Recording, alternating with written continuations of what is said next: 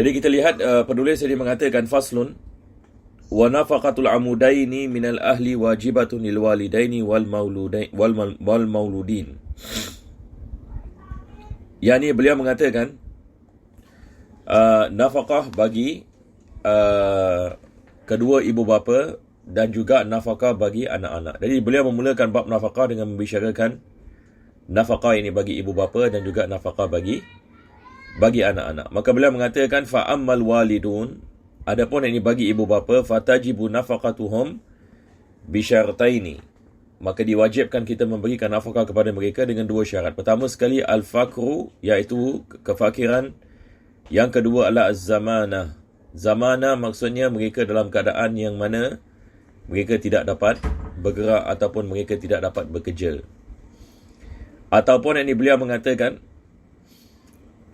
awil faqru wal junun, kalau sekiranya mereka dalam keadaan fakir ataupun yang ini dalam keadaan gila. Apa maksudnya di sini? Misalnya kita kalau ada ibu bapa misalnya dah tua, dah pencen, misalnya dah tak bekerja, maka diwajibkan atas anak-anak untuk memberikan nafkah kepada kedua ibu bapa. Jadi saya rasa ini tidak ada masalah. Jadi di sini penulis mengatakan ada dua syarat.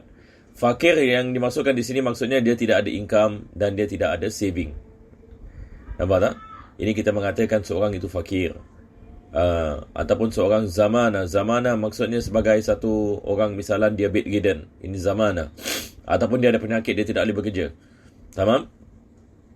Jadi diwajibkan nafkah ke atas siapa? Ke atas anak-anak. Ini adalah bahagian yang pertama. Yang kedua beliau mengatakan wa ammal mauludun, adapun yang anak-anak mauludun, fatajibu nafaqatuhum bi salasati syara'id. Adapun ini anak-anak diwajibkan nafkah bagi mereka dengan 3 syarat.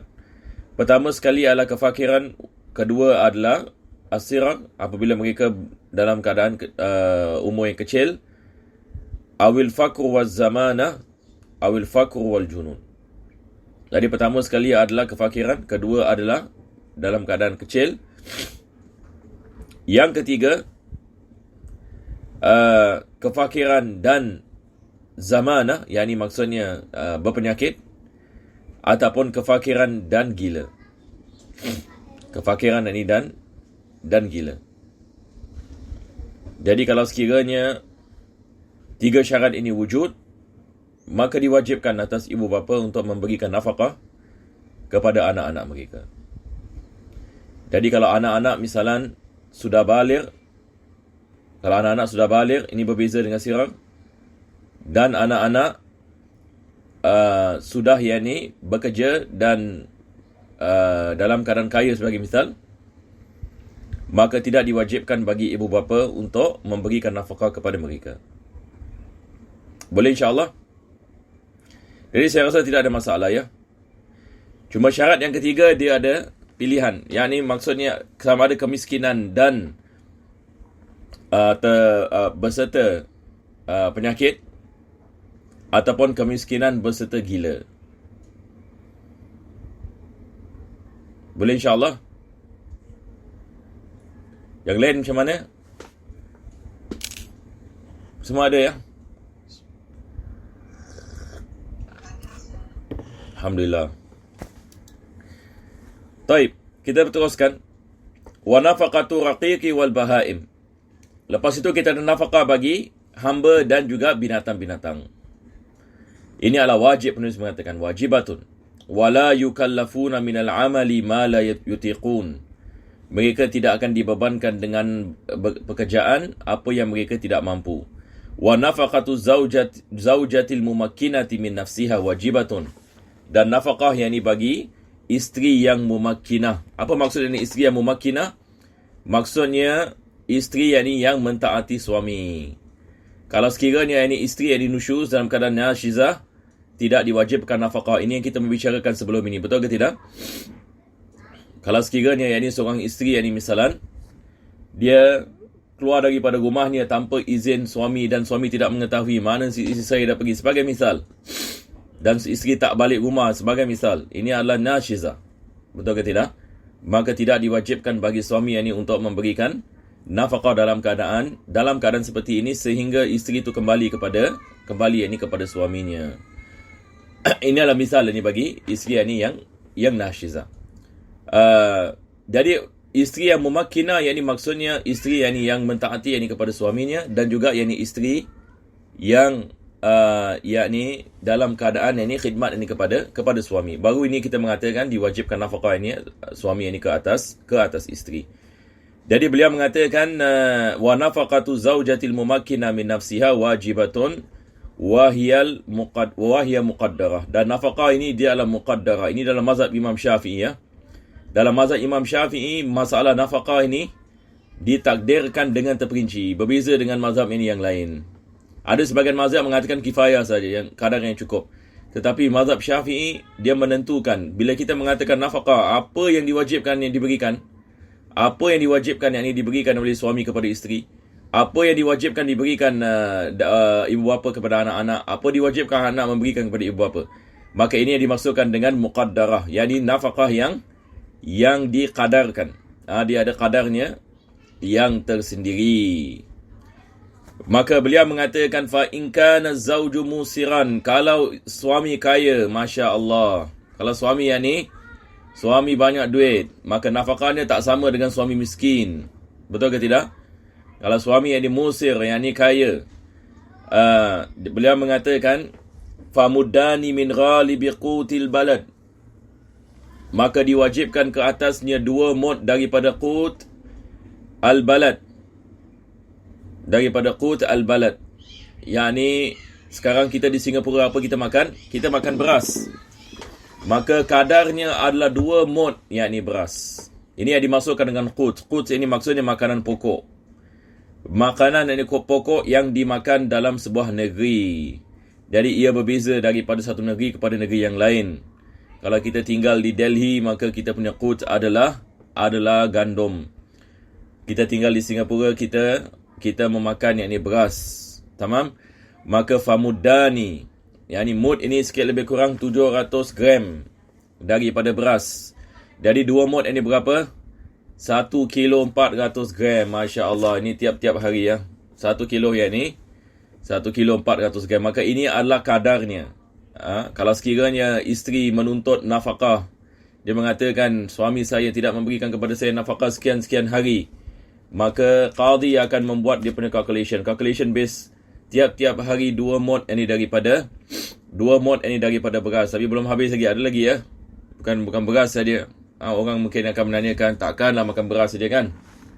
Ada ke orang kat Singapura yang dia makan beras saja, dia makan nasi saja. Nasi ini tanpa lauk, seperti pepatah Melayu ini mengatakan nasi dengan garam.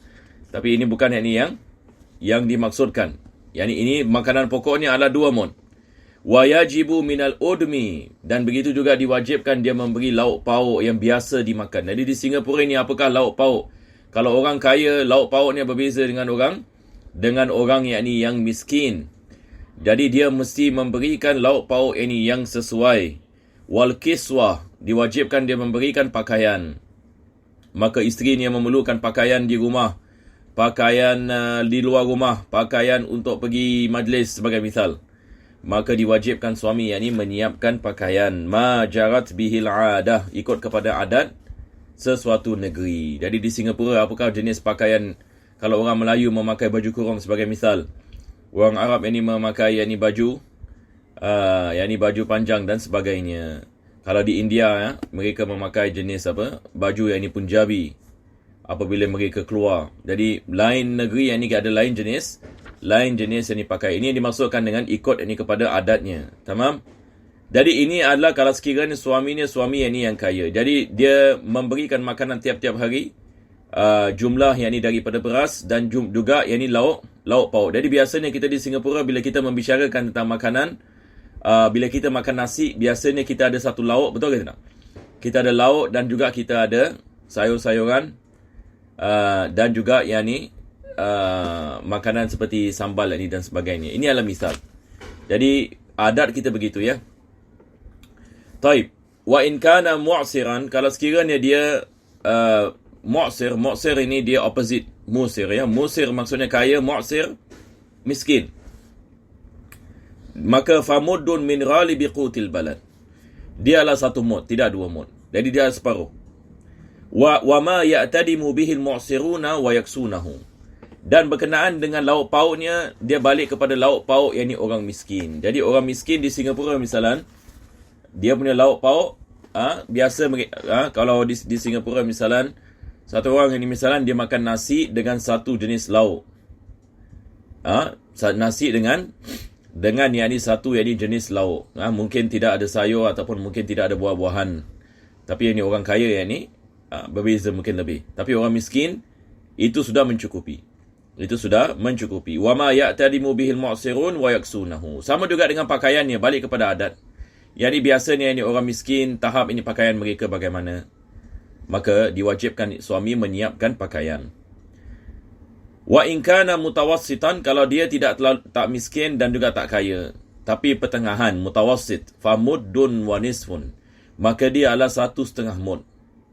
1,5 mud. Wa minal udmi wal kiswati al-wasat. Dan lauk pauk dan pakaian al-wasat, iaitu pertengahan. Yang ni biasanya orang yang pertengahan di Singapura ini, biasa apa yang mereka pakai, apa yang mereka makanan yang mereka makan dan jenisnya, maka itu yang diwajibkan. Wa in kanat mimman yukhdamu misluha fa alaihi ikhdamuha. Kalau dia biasa yang ni di khidmat, yang ni maksudnya dia ada maid. Kalau zaman sekarang yang ada maid yang ni sebelum perkahwinan, dia adalah seorang wanita tauqi saudagar kaya. Maka dia di khidmat yang ni daripada kecil. Maka kalau yang ini dituntut, maka suami yang ini menyiapkan yang ini seorang yang berkhidmat yang ini kepadanya. Wa in a'sara bi nafaqatiha falaha faskhun nikah. Kalau sekiranya suami tidak dapat memberikan nafkah, maka dia boleh menuntut fasakh. Cuba kita bayangkan, yang ini miskin, yang ini suami. Kita lihat kita belajar bab nikah ini, semua kelebihan yang ini nampak-nampaknya yang ini di tangan isteri, betul ke tidak? Itu pun yang orang mengatakan Islam menghina wanita, Islam menindas wanita. Kita kalau balik kepada hukum mahkam, Masya Allah, kita lihat ini semua kewajipan ke atas siapa ya jemaah? Kewajipan yang ni ke atas suami. Ini suami nak kena siapkan nafkah, suami nak kena siapkan apa lagi? Nak kena siapkan pakaian, suami nak kena siapkan lauk pauk. Lepas itu ya ni berkenaan dengan perkhidmatan dan sebagainya. Isteri hanya syarat apa? Tamkin, yang ni taat kepada suami, itu saja. Jadi kalau kita lihat ini, Islam memuliakan yang ni, memuliakan kaum wanita pada hakikatnya. Islam tidak menindas wanita. Kita lihat sejarah ini, kaum Arab ini sebelum datangnya Islam, mereka menindas wanita mereka. Wanita ini bila mereka berkahwin, wanita ini dianggap sebagai mereka punya slave, sebagai mereka punya hamba. Jadi satu masyarakat ini yang menghina ini wanita, yang apa kita mengatakan, yang menganggap ini wanita ni ini sebagai apa? Sebagai harta. Jadi wanitanya tidak ada nafkah, wanitanya hanya diwajibkan ini berkhidmat ini kepada suami ini seperti hamba, dan dia tidak dapat diwarisi, hartanya tidak diwarisi, dia tidak mendapatkan warisan daripada harta kalau kematian suami. Dan kalau suami meninggal dunia, dia pula diwarisi. Cuba bayangkan, kalau Arab jahiliyah, kalau suami meninggal dunia, isterinya akan menjadi milik siapa? Ahli waris. Cuba bayangkan, ini pada zaman Arab ini jahiliyah. Maka datang ini Islam mengharamkan ini semua. Wanita tidak boleh diwarisi. Mereka dapat anak yang kecil, perempuan, anak perempuan mereka tanam hidup-hidup. Wa idal mau'udatu su'ilat. Allah mengatakan apabila yang ni bayi-bayi perempuan itu ditanya bi ayyi zanbin qutilat, apa sebab ini mereka dibunuh, maka Islam ini mengharamkan yang ni segala macam ini kezaliman. Dan Islam yang memuliakan yang ni wanita. Betul ke tidak? Tetapi masalahnya di barat ini selama kita lihat kalau sejarah dia, mereka juga menghina wanita mereka di barat. Kalau kita belajar tentang sejarah mereka di dalam the Dark Ages, Middle Ages, even during the time of Renaissance, maka mereka menganggap wanita mereka ini sebagai sejenis harta. Satu orang kalau berkahwin dengan seorang wanita, semua harta isterinya semua menjadi milik suami. Ini sampai hari ini wujud. Sampai hari ini ini wujud. Dan isteri tidak ada faraid sama sekali. Isteri tidak ada faraid. Dan isteri-isteri mereka diharamkan bekerja dan sebagainya. Ini berlaku di mana? Di barat. Sedangkan Islam yang memuliakan wanita. Islam memberikan keizinan wanita boleh bekerja dalam Islam dan sebagainya. Nampak tak? Tetapi disebabkan kezaliman ini berlaku di barat, maka 200 tahun yang lalu ataupun 150 tahun yang lalu lahir gerakan feminisme. Feminisme movement. Kalau kita lihat feminisme movement ini, dia keluar disebabkan kezaliman terhadap wanita.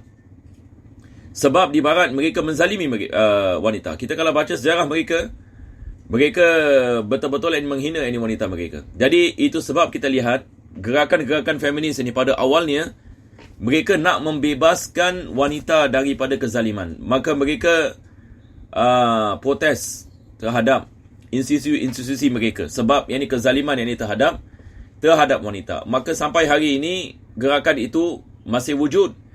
Tetapi ia wujud dalam tahap-tahap yang berbeza. Cuma hari ini apa yang kita berhadapan dalam masyarakat kita adalah kita berhadapan dengan falsafah ini, dan dalam masa yang sama dia mengkritik agama kita.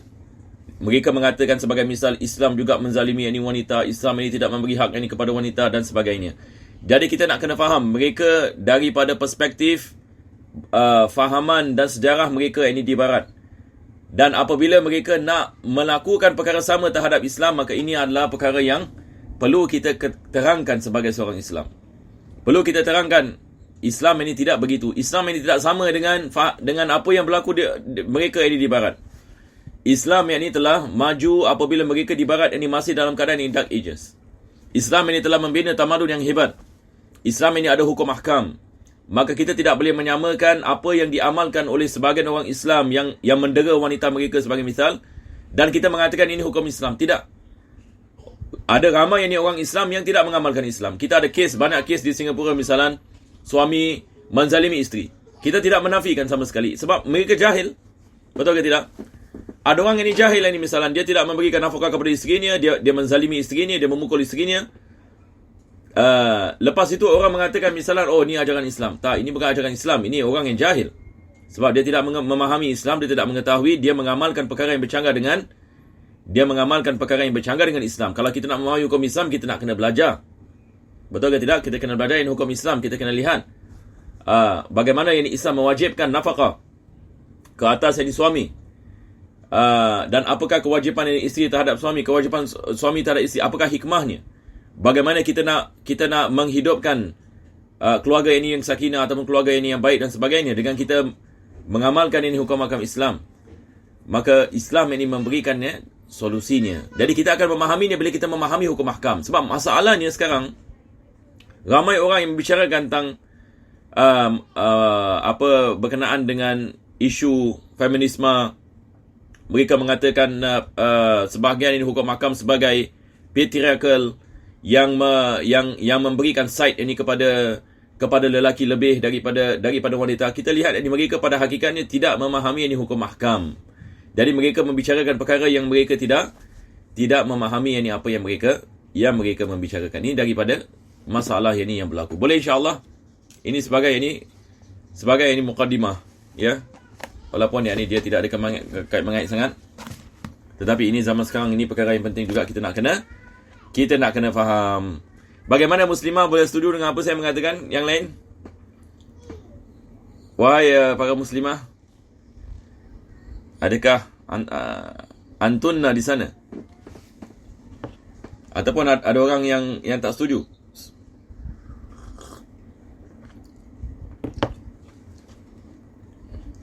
Ada orang yang ada opposition? Tidak ada, Alhamdulillah. Taib.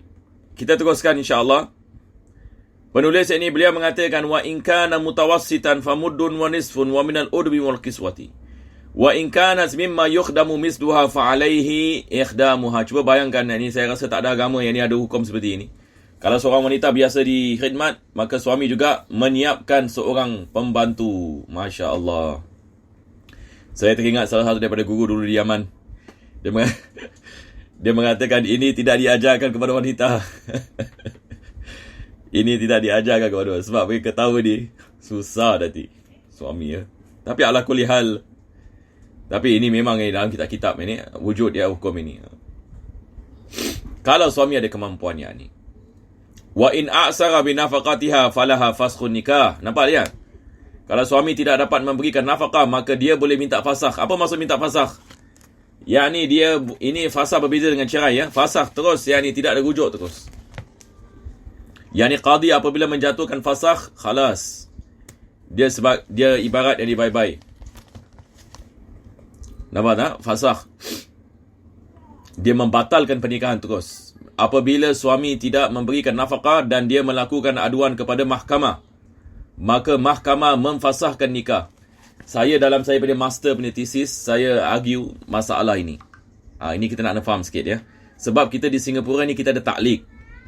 Seseorang ini apabila dia nak berkahwin, dia baca apa? Dia ada membaca sesuatu. Dia ada membaca sesuatu kaedah. Siapa tahu? Taklik. Semua ingat? Semua dah kahwin kan di sini? Lepas ini akad nikah, yang ni nak kena membaca satu benda ini. Apa kita baca seorang yang ni suami mengatakan dia baru yang ni akad nikah, qabil tu nikah Lepas itu Tok Kadi akan mengatakan silakan.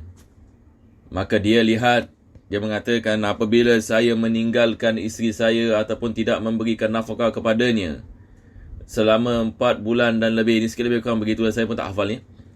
Maka kalau dia melakukan aduan kepada qadi ataupun mahkamah dan mahkamah melihat aduannya sah, maka qadi boleh menjatuhkan talak yang ini satu. Jadi dia melafazkan ini apabila setelah dia melakukan pernikahan yang ini dengan saksi. Tamam? Lepas itu yang ini sign. Jadi apa yang telah berlaku adalah kita telah melakukan ta'liq nikah. Tetapi masalahnya kadang-kadang ramai orang membaca ta'liq, mereka pun tak faham apa itu ta'liq. Betul ke tidak? Biasa orang baca ini, orang pun tak tahu apa ini ta'liq ini nikah. Apa yang ini ta'liq nikah? Taib. Di Singapura ini, kalau satu suami tak memberikan nafkah. Suami tidak memberikan nafkah. Selama berapa lama? 4 bulan. Jadi apa isteri boleh buat? Isteri boleh pergi mahkamah dan buat aduan. Lepas itu, qadi akan lihat kepada aduan tersebut. Kalau dia melihat sah, betul yang ni suami tak memberikan nafkah. Tamam? Selama 4 bulan dan lebih. Maka qadi menjatuhkan talak. Qadi yang ni menjatuhkan talak. Sebenarnya saya argue talak seperti ini tak perlu. Sebab ada tak ada sama. Boleh faham insya-Allah? Saya bukan anti membaca ta'liq. Maksudnya saya bukan macam anti 100% ke apa. Cuma saya menanyakan soalan. Kalau tak baca ta'liq, bagaimana? Perkara yang sama pun boleh berlaku. Seorang suami tidak memberikan nafkah. Isteri melakukan aduan kepada mahkamah. Qadi melihat sah dia punya keadaan. Qadi berjatuhkan talak. Qadi boleh menjatuhkan talak on behalf of the wife. Maka persoalannya timbul, apakah the significance ini membaca talak? Boleh faham insya-Allah wahai jemaah sekalian? Jadi saya argue dalam saya punya master thesis sebab saya membuat tentang ta'liq talak. Saya belajar ta'liq talak Singapura, Malaysia dengan Indonesia. Malaysia dengan Indonesia lagi ajib. Mereka menggunakan khulu'. Cuba bayangkan. Mereka menggunakan khulu'. Jadi mereka punya syarat ta'liq talak, kalau ia berlaku, isteri pergi kepada mahkamah membayar RM1, saya masih ingat lagi, Malaysia. RM1. Jatuh talak khulu', yakni maksudnya suami tidak boleh rujuk sama sekali. At least Singapura ni yang kelakarnya, Singapura talak raj'i. Dia punya ta'liq talak raj'i. Raj'i senang saja suami boleh rujuk. Qadi yang dia menjatuhkan talak, suami on the spot mengatakan saya rujuk isteri saya kembali kepada pernikahan. Khalas. Tamam. Jadi ini adalah sikit lebih kurang apa yang kita perlu faham ya, kenaan dengan masalah ini. Baik, kita teruskan ya. Dan fasakh juga, fasakh. Qadi boleh memfasahkan nikah. Seorang suami misalan tidak memberikan nafkah kepada isterinya selama 1 tahun. Lepas itu dia mendera isterinya dan sebagainya. Qadi boleh memfasahkan pernikahan ni. Kalau suami ni bahaya, misalan boleh menyebabkan maut, boleh menyebabkan kecederaan yang luar biasa, maka qadi melihat ini, kalau sekiranya seorang wanita ini bersama dengan lelaki ini akan menyebabkan masalah yang besar, maka dia memfasahkan nikah terus. Ini tak membicarakan tentang taklik talak terus. Fasah nikah terus, membatalkan membatalkan talak. Jadi kita lihat ini, subhanallah, agama Islam ada perkara seperti ini. Sebahagian agama yang lain tidak ada talak terus. Walau macam mana pun kamu nak bersama wanita ini sampai maut, tidak ada cerai. Boleh macam itu.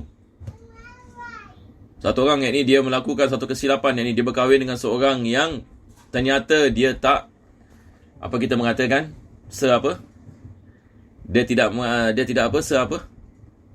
secocok dengan wanita tersebut.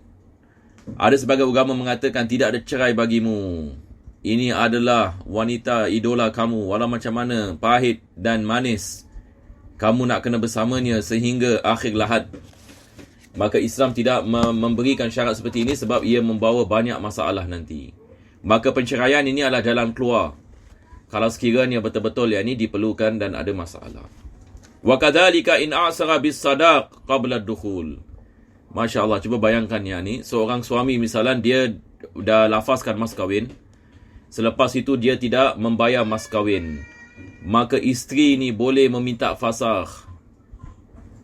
Boleh meminta fasakh. Apa sebabnya? Sebab suami tak bayar mas kahwin. Tak bayar mas kahwin. Masya-Allah.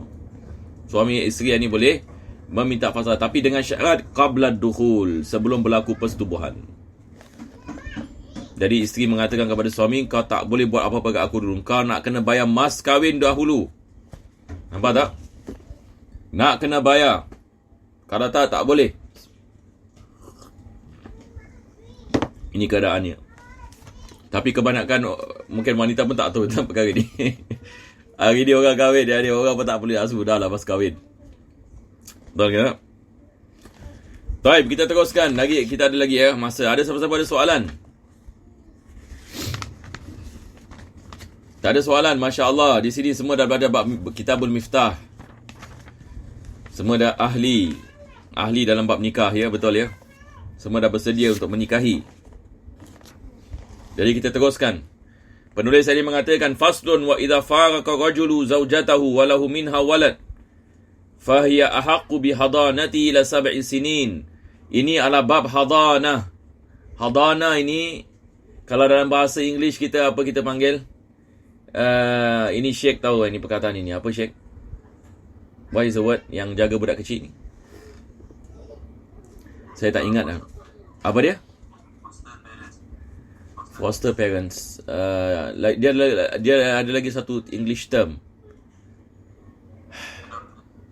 Apa dia? Bukan adoption. Bukan adoption. Ala kulli hal tak apalah. Sekarang yakni seorang berlaku perceraian, ya, berlaku perceraian. Ini saya memberikan misal. Berlaku perceraian dan ada anak. Anak kurang 7 tahun. Misalnya mereka ada anak umur 3 tahun. Lepas itu siapa yang akan jaga anak ini? Apa dia panggil? Sebab apa dia? Guardian. Dia panggil guardian ke? Custody. Ya salam. Custody, ya.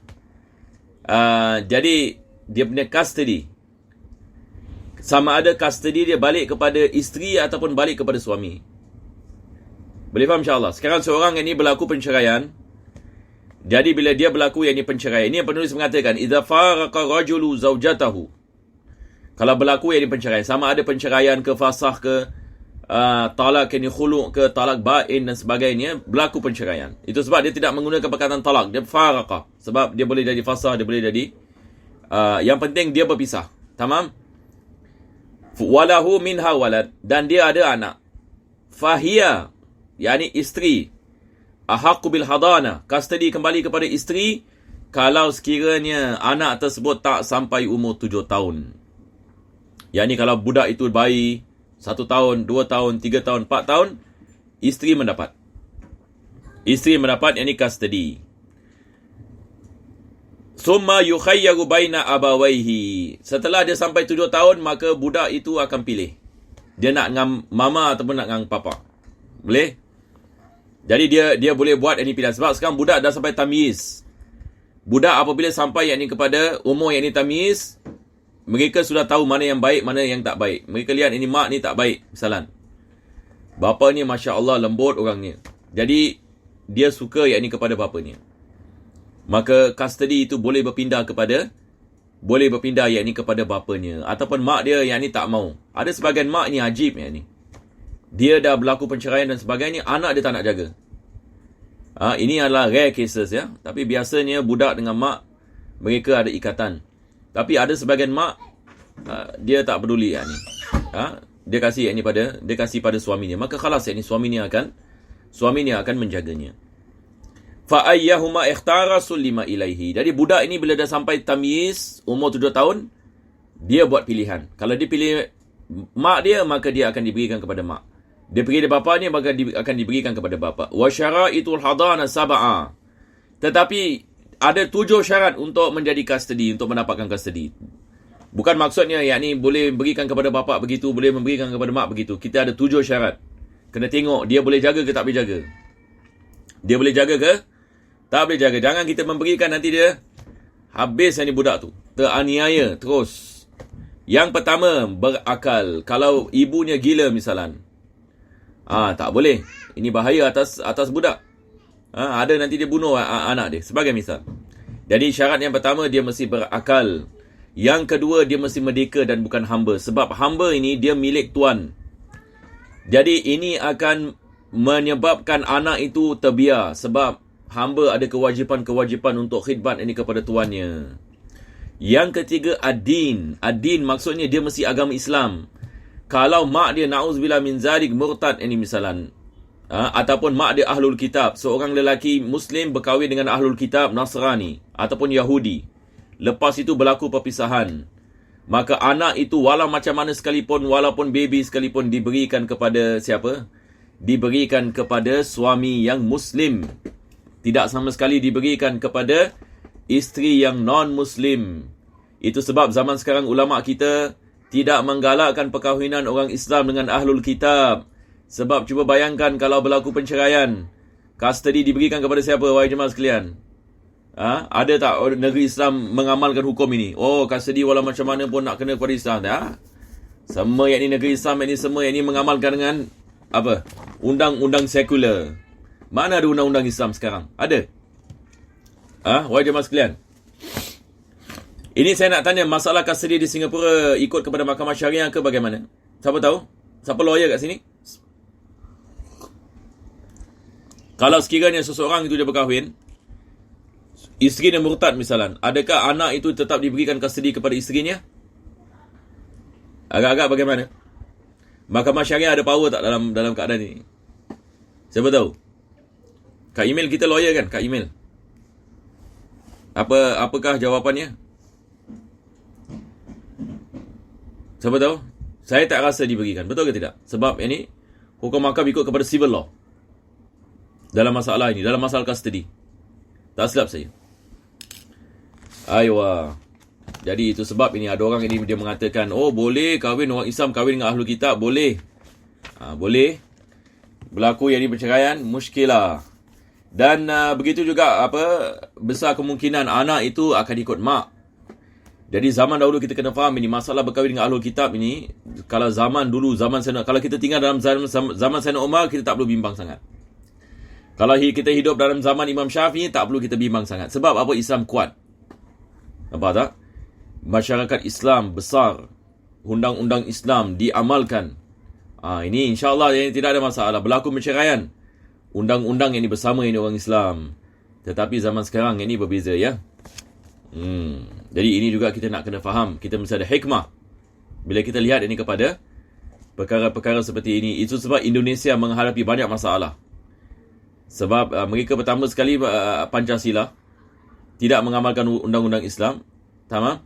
Lepas itu dia tarif ahlu kitab, dia semua orang Kristian, semua ahlu kitab. Masalah. Jadi di Indonesia berlaku banyak perkahwinan di antara orang Islam dengan orang Kristian. Akhirnya apa jadi? Anak-anak jadi Kristian. Sebab undang-undang ini bersama mereka. Sebab undang-undang sivil ini, dia tidak ada, apa kita mengatakan, membezakan sama ada seorang itu Muslim ini ataupun non-Muslim. Yang keseterusnya, wal-iffah. Iffah ini adalah apa? Yakni baik akhlaknya dan agamanya. Kalau maknya misalan fasiqah, tiap-tiap hari minum todi, misalan mabuk, maka tak boleh, yakni dia ada custody. Qadi akan lihat ini kepada keadaan mak dia. Mak dia macam mana? Mak dia ada melakukan solat ke tidak? Mak dia bagaimana dengan agamanya? Dia ada faham agama ke tidak faham agama? Nampak tak? Kalau bapanya, Masya Allah, bapanya seorang yang beramalkan agama, tetapi ibunya terbalik, maka judge akan memberikan custody kepada bapanya. Sebab dia tidak ada iffah. Tahu apa maksud iffah? Apa terjemahan dalam kitab antum tulis? Apa iffah? Iffah bukan nama orang ya. Iffah maksudnya opposite of fasiqah, fisq. Apa perkataan yang dipakai?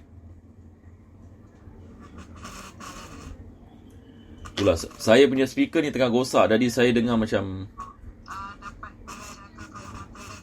menjaga kehormatan diri. Ala kulli hal. Yang penting adalah perkataan iffah ini, yakni orangnya baik. Orangnya maksudnya straight person. Bukan fasiqah. Dia bukan fasik. Tetapi dia maksudnya menjaga dirinya, menjaga agamanya. Ada agama maksudnya. Jadi tadi din, mungkin ada menanyakan, tadi apa beza iffah dengan din? Din maksudnya agama. Sama ada dia Muslim ke non-Muslim. Tapi iffah, dia Muslim, tetapi mungkin ada orang dia Muslim, tapi dia tak mengamalkan Islam. Jadi dia tidak ada iffah. Dia tidak solat misalan, dia tidak melakukan kewajipan misalan, dia tidak puasa, dia tidak menjalankan ini hukum Islam dan sebagainya. Ini kita mengatakan tidak ada iffah. Bukan maksudnya menjaga maruah, maksudnya dia tutup aurat sahaja. Bukannya, maksudnya di sini adalah dia menjaga agamanya. Dia menjaga agamanya. Wal amanah, dia mesti ada amanah. Kalau dia ada rekod misalan, dia ada rekod, yakni mencuri, merompak, tidak boleh yakni dia dapat custody. Wal iqamah, dia mesti muqim. Kalau mak dia misalan tinggal di London, bayi itu yakni ke sekolah kat Singapura, bapanya di Singapura, maka diberikan kepada bapanya. Diberikan yakni kepada bapanya, sebab iqamah adalah syarat. Iqamah, mana dia tinggal. Wal khulu min zawj, dan tidak ada suami. Tapi kalau dia ada suami, maka anak itu diberikan ini kepada suaminya yang awal. Sebab ini maksudnya di sini adalah wanita itu berkahwin dengan suami yang kedua. Tamam? Sebab dah berlaku perpisahan. Fa in ikhtalla minha syartun saqatat.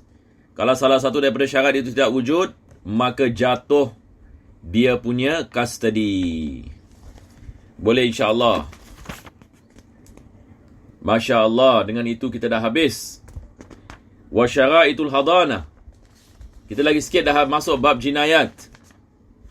Kita habiskan sikit lah ya. Kita ada al-hadanah. Stop Nazim, apa lagi? Kita dah habis, afwan. Kita apa? Dah masuk ini kitabul jinayat. Jadi ada siapa-siapa ada soalan? Sebab saya melihat kepada kitab syarah. Saya pergi baca syarahnya pula. Okey. Tapi kita dah habis ini Abu Syuja'. Ada sesiapa ada soalan?